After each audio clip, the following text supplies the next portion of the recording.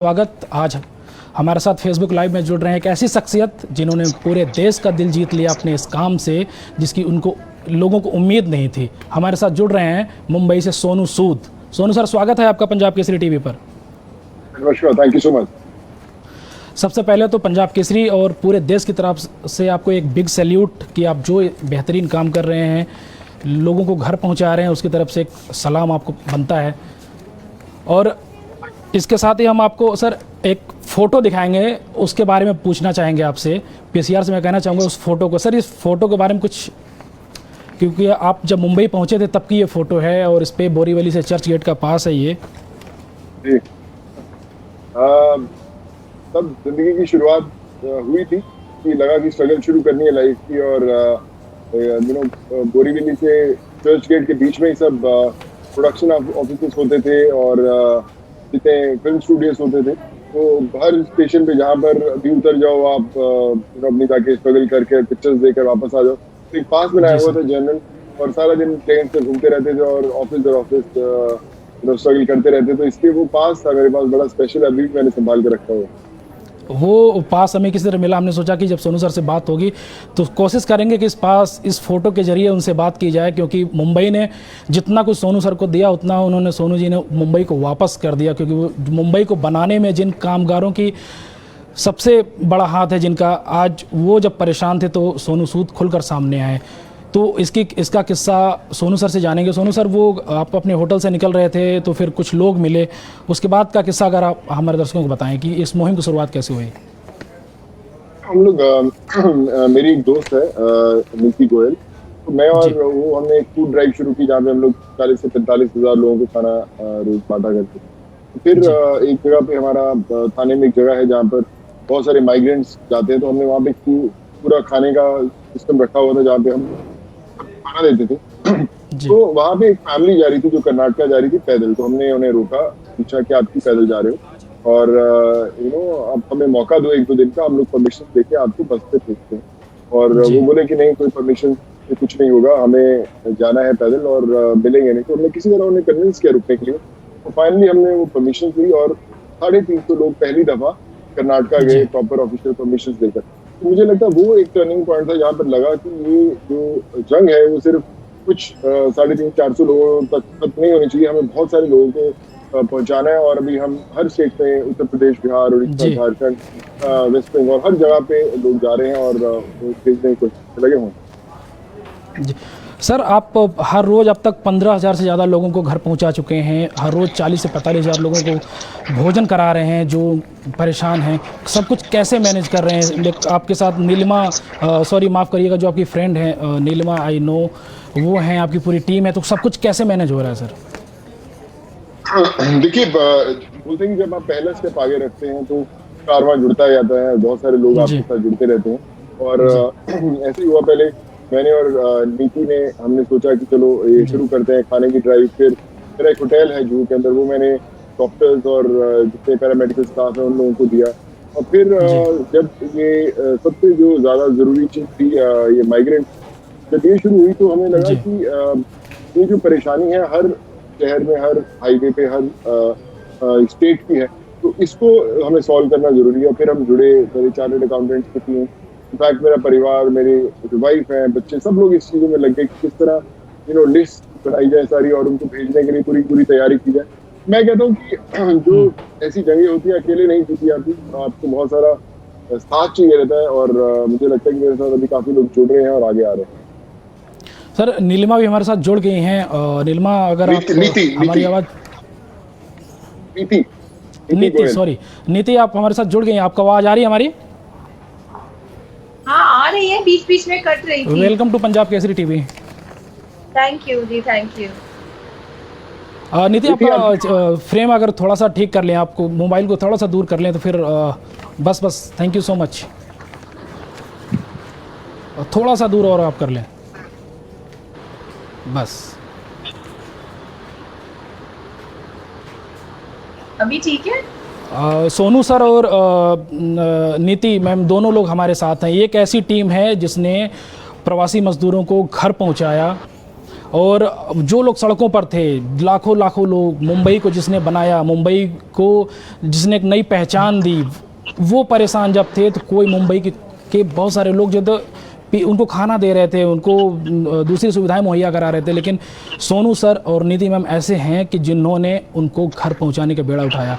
तो ये कॉम्बिनेशन जो है अभी भी है, शुरू है। अब कितना लक्ष्य है कि कितने लोगों को अभी तक घर पहुंचाना है, निधि मैम आपसे? अभी तक हम लोग कुछ 10,000 के ऊपर लोगों को पहुंचा चुके हैं घर पे, और हमारे पास अभी कुछ 70,000 लोगों की रिक्वेस्ट है। तो हम अभी उनको कोशिश कर रहे हैं कि सोनू जी कोशिश कर रहे हैं थोड़ी ट्रेन चले। आज एक एयर लिफ्ट भी किया है कुछ लोगों को। तो जैसे जैसे व्यवस्था हो रही है हम वैसे वैसे भेज रहे हैं, पर हम लोग 24 घंटे ही समझो काम कर रहे हैं, और रोज ही करीबन 10 से 15 बसेस निकल रही हैं, कभी ट्रेन निकल रही हैं। तो हम लोग जितना जल्दी हो सके लोगों को मिलवा रहे हैं अपने परिवारों से, उनको घर भेज रहे हैं। तो सर शेड्यूल पूरा बिल्कुल बिजी होगा इस समय, क्योंकि अब लोगों के फ़ोन, ट्विटर पे रिप्लाई, ट्विटर के जरिए लोगों की मदद। सोनू सर आपसे जानना चाहूँगा कितने लोगों की टीम इसके पूरे मुहिम के पीछे काम कर रही है? जैसे मैंने बोला कि जो शुरुआत थी मैंने और नितिन ने शुरू की कि घर भेजो में सब लोगों को घर भेजा जाए। फिर हमारे परिवार वाले जुड़ गए, नितिन के हस्बैंड प्रणय, वो भी 24 घंटे लगे रहते हैं, मेरी वाइफ सोनाली, वो लोग भी सब कुछ ना कुछ करते रहते हैं।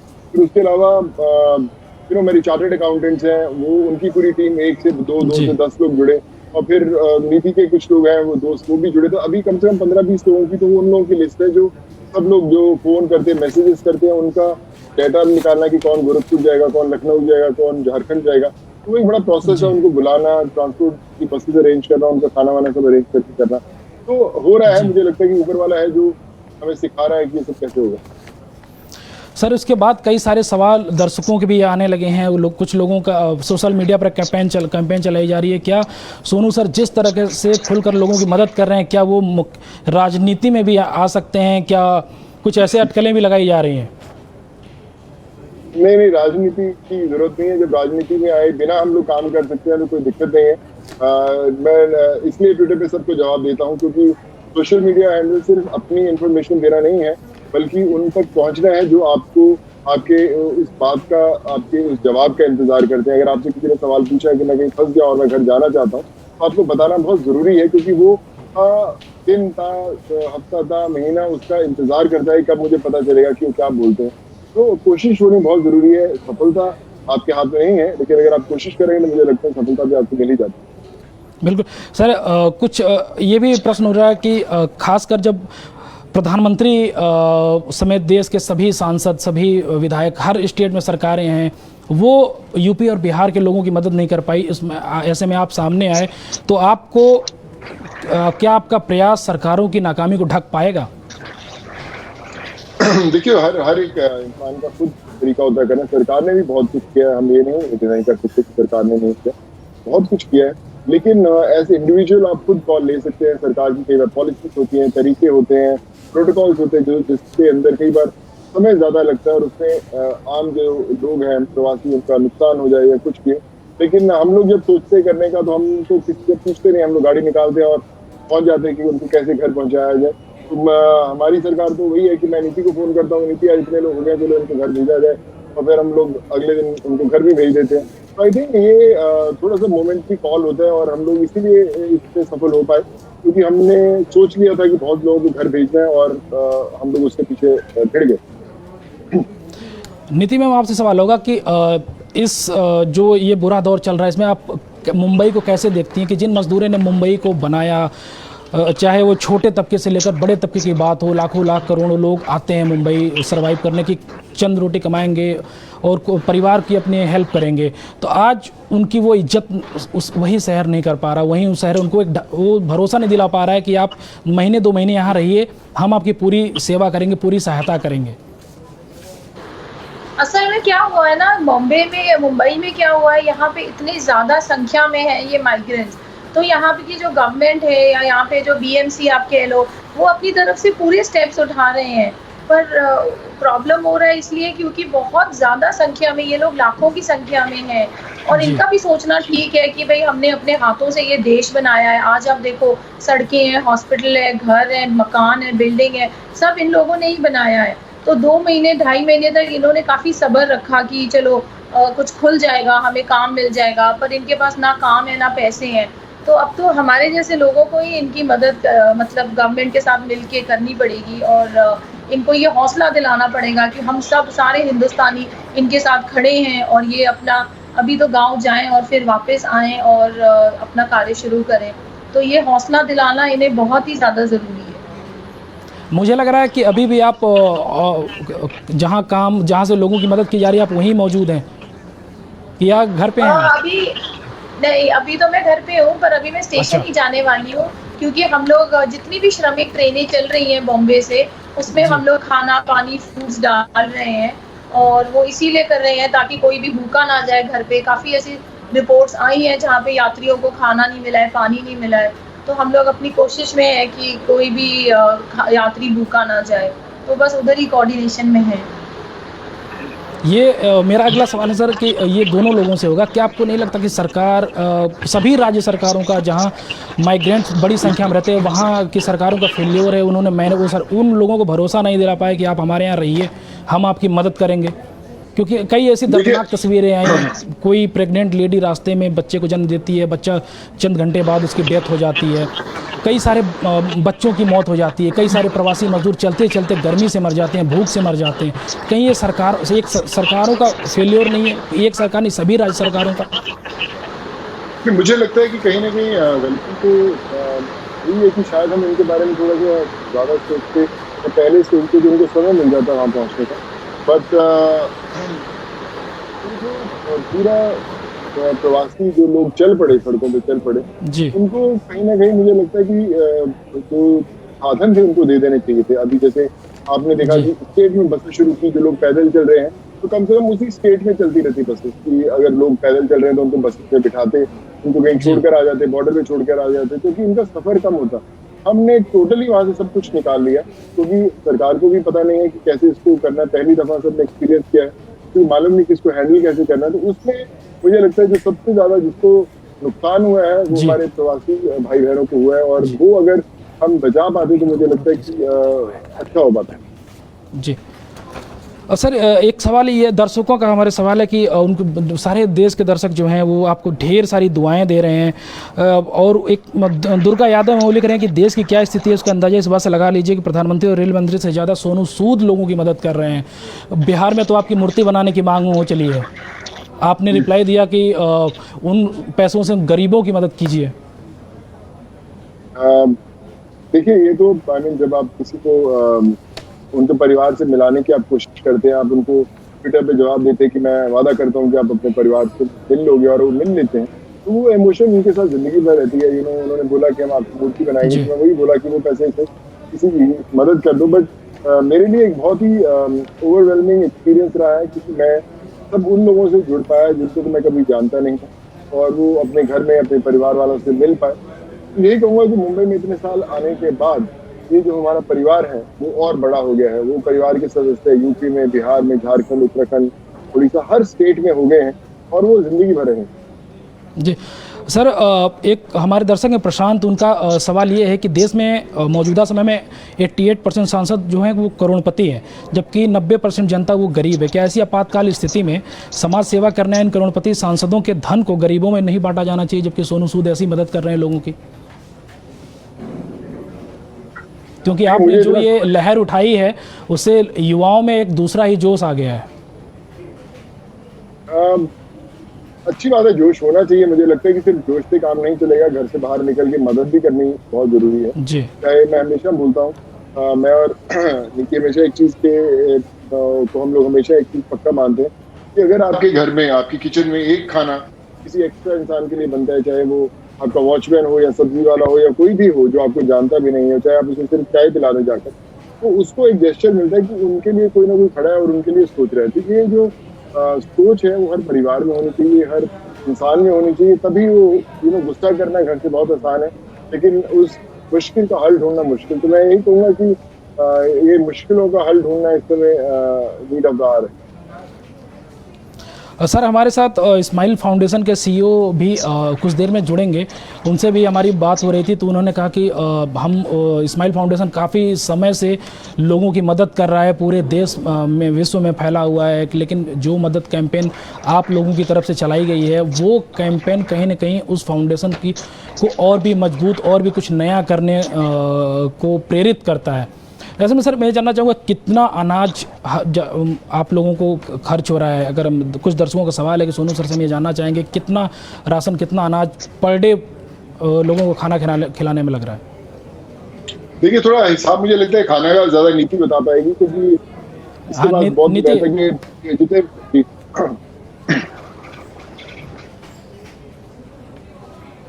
जितने नीति आवाज आ रही है आपको? नीति आवाज आ रही है आपको? अब आ रही है। सर हमारे साथ इस्माइल फाउंडेशन के सीईओ संजय सर भी हैं। संजय सर स्वागत है आपको पंजाब केसरी टीवी पर। संजीव सर धन्यवाद आपका। हमारे साथ सोनू सर हैं। सोनू सर आप इंटरेक्ट कर रहे होंगे सर को, इस्माइल फाउंडेशन के सीईओ हैं, आपकी काफ़ी तारीफ कर रहे थे, क्या कहना चाहेंगे सर आप सोनू सूद के बारे में? सर सोनू सूद जी ने जो पहली बात तो बहुत बहुत धन्यवाद। सोनू जी सूद जी से वर्चुअली मिलके बहुत मुझे अत्यंत प्रसन्नता हुई है, और इनका जो काम है पूरे देश में हो रहा है, क्योंकि माइग्रेंट लेबर जो कि बॉम्बे में खड़े थे, बेचारे फंसे हुए थे, कुछ बिहार जाने वाले थे, कुछ यूपी जाने वाले थे, उन सबको इन्होंने पहुंचाया है। ये बहुत नेक काम किया है और उनकी दरियादिली है जिसकी वजह से ये पहुंच पाए हैं। और हमारा जो स्माइल फाउंडेशन का ऑब्जेक्टिव भी यही है, जो डेली वेज अर्नर्स हैं, जो माइग्रेंट लेबर्स हैं, उन तक ये जो अभी कठिन घड़ी है उसके अंदर उनकी मदद और सपोर्ट किया जाए, और इनके और हमारे जो नेक इरादे हैं वो एक जैसे हैं। नीति मैम मेरा सवाल आपसे था जो मैं सोनू सर से कर रहा था कि कितना राशन, कितनी सामग्री पर डे आप लोगों तक पहुंचा रहे हैं? क्या कुछ आंकड़ा दर्शकों में उत्सुकता है, क्योंकि वो हर सब कुछ जानना चाहते हैं कि इसके पीछे कितना खर्च हो रहा है, क्या कुछ हो? हम तो तकरीबन 1 लाख माइग्रेंट्स को रोज खाना दे रहे हैं। जो सारी बसें चल रही हैं, जो भी इंटरस्टेट बॉर्डर्स में जा रही हैं, सारी ट्रेनों में, और जो भी बॉम्बे में भी रह गए हैं, वो सब मिला के करीबन हम लोग 1 लाख खाना दे रहे हैं। और करीबन आपको मैं बोलूँ अगर तो रोज का हमारा कुछ 35 लाख का खर्चा है सिर्फ खाने का।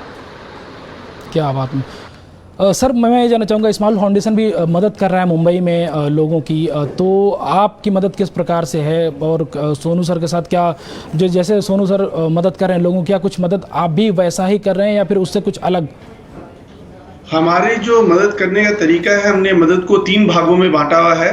पहला भाग है कि जो हम जिसमें लोगों को खाना दे रहे हैं, अभी तक हमने 1 लाख बच्चे और उनकी फैमिलियों को हमने खाना दिया है। 1 लाख तक के लोग संख्या तक हमने खाना पहुंचाया है। 30 दिन का उनको राशन, ड्राई राशन दिया है, और इस तरीके से हमने उनको करीबन 9.5 मिलियन मील्स प्रोवाइड किए हैं, जिससे कि का 1 महीने तक का जो भरण पोषण है वो अच्छी तरह से हो।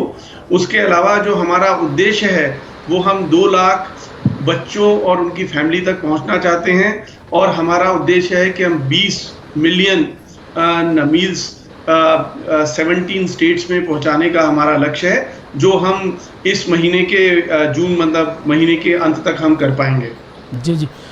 सोनू सर अभी आपका आज का क्या प्रोग्राम है? कुछ दर्शक ये भी पूछ रहे हैं कि सोनू सर तो अभी मुझे लग रहा है घर पे हैं, वो कब निकल रहे हैं फिर से लोगों तक पहुंचने के लिए, लोगों की बसों के पास कब पहुंच रहे हैं?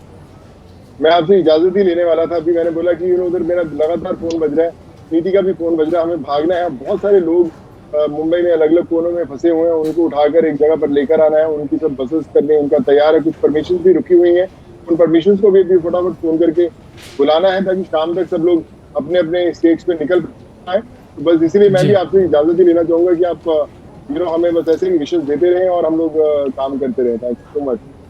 Thank you so much Sonu sir हमसे जुड़ने के लिए, और नीति मैम हमसे जुड़ने के लिए। आप दोनों का बहुत बहुत धन्यवाद। देश को, माइग्रेंट्स को, श्रमिकों को, आप जैसे लोगों की ज़रूरत है। पंजाब केसरी की तरफ से आप लोगों को सलाम है, पूरे देश की तरफ से सलाम है। हम यही चाहेंगे कि अगर आपके पास समय हो तो रुक जाएं, अगर समय नहीं हो तो आप जो काम आप इतना नेक काम कर रहे हैं उसको आप कर सकते हैं। और हमारे साथ इस्माइल फाउंडेशन के सर भी जुड़े हुए हैं, आप लोग भी जुड़े हुए हैं। सोनू सर आप लोगों का बहुत बहुत धन्यवाद कि आप लोग हमारे साथ जुड़े, और मैं चाहूँगा कि जो आप काम कर रहे हैं उसको आप करते रहिए, क्योंकि एक उम्मीद लोगों में जगी है क्योंकि राजनीतिक दल जो है उनसे लोगों का विश्वास उठ गया है। आज जो आवाज़ एक चल रही है कि ये तो सिर्फ आपस में लड़ते रहते हैं, लेकिन कुछ लोग ऐसे भी हैं जो बिना कुछ कहे, बिना कुछ सोचे, बिना कुछ समझे कुछ ऐसा काम कर जाते हैं जिससे लाखों मुरझाए चेहरों पर मुस्कान आ जाती है। सोनू सर, जाते जाते एक आखिरी मैसेज आप छोड़ जाएं कुछ देश के नाम, सरकारों के नाम, जिससे लोग कुछ समझ सकें। देखिए, मैं कोई मैसेज छोड़ने की पता नहीं स्थिति में हूँ या नहीं, पर इतना ही कहता हूँ कि जो भी है, जितने हमारे प्रवासी मजदूर भाई बहन हैं, आप पैदल ना जाएं, थोड़ा सा इत्मीनान रखें। सरकार ने भी बहुत अभी सुविधाएं शुरू की हैं कि धीरे धीरे आप जल्दी घर में पहुंच जाएंगे। हम भी कोशिश में लगे हैं, अब तो पूरा देश आप लोगों के साथ है और बस आने वाला समय अच्छा ही होगा। ये समय जो मुश्किल था वो कट रहा है और कट जाएगा, और हौसला रखिए और फिर हम लोग वापस जो है नॉर्मल जिंदगी में जरूर घुसेंगे और वे भी इससे बेहतर जिंदगी। नीति मैम, एक छोटा सा सवाल आपसे होगा कि आप जो सोनू सर के साथ मिलकर इस मुहिम को आगे बढ़ा रही हैं, इसमें अब आप आगे क्या क्या ऐड ऑन करने वाली हैं? अभी तो हम लोग पहले सबको अपने सुरक्षित घर पहुंचाना चाहते हैं। उसके बाद हम लोग एक और काम कर रहे हैं। काफ़ी फार्मर्स हैं नासिक में और पूना में जो लोग अपना सारा सब्जी और फ्रूट्स फेंक रहे हैं क्योंकि उनके यहाँ तक पहुँच नहीं पा रहे हैं और बॉम्बे में लोगों को खाना नहीं मिल रहा है।